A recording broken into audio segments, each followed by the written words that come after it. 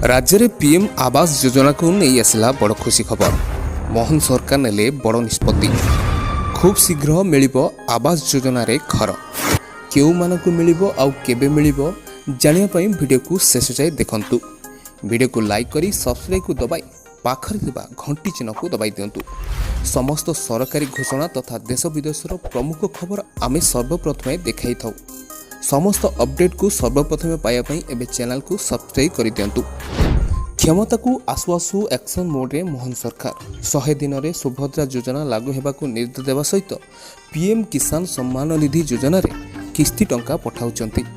ता छड़ा एही 100 दिन भितरे राज्य रे हजार हजार महिला 50,000 टंका पाइबे। तेबे यार भितरे आउ एक बड़ अपडेट सामना को आसी जाइछि। प्रधानमंत्री आवास योजना रे राज्य रे 5 लाख परिवार को नुआ घर निर्माण पाई योजना हाथ को नहीं मोहन चरण माछी।